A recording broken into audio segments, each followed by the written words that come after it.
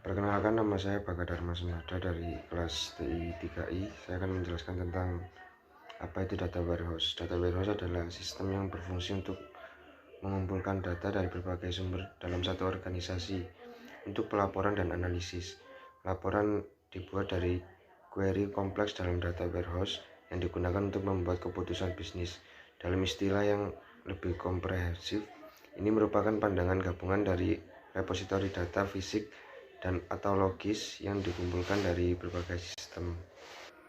Selanjutnya, apa itu tabel dimensi? Tabel dimensi adalah tabel yang mempresentasikan entiti mewakili data yang bertujuan untuk dianalisa. Misalkan, kita memiliki data transaksi. Untuk melakukan analisa, kita tidak mungkin hanya melihat angka saja.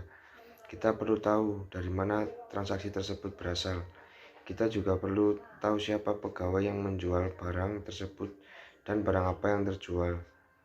Jadi, tabel dimensi memberikan penjelasan atau detail dari data yang dianalisa.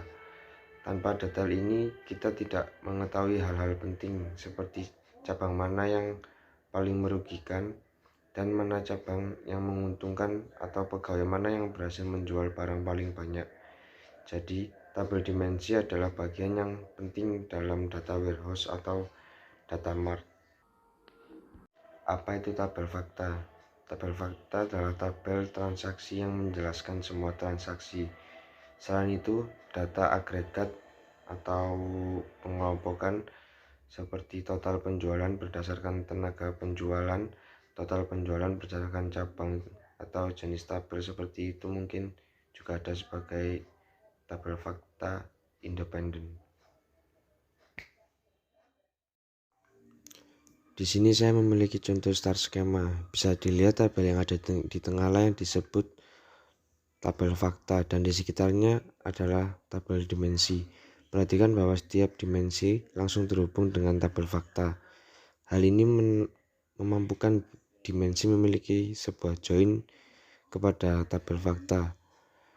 Hal ini memberikan kecepatan dalam melakukan query dan kemudahan dalam menuliskan query.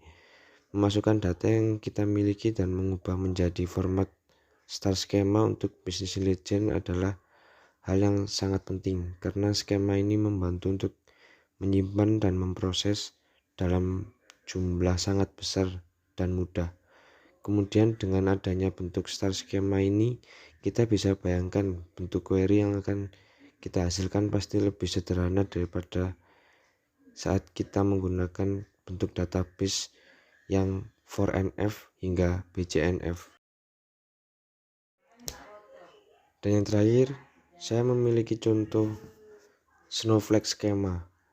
Snowflake Schema ini sebagai penyempurna dari star skema yang beberapa dimensi dinormalisasikan menjadi satu set tabel dimensi yang lebih kecil sehingga membentuk seperti snowflake atau kepingan salju.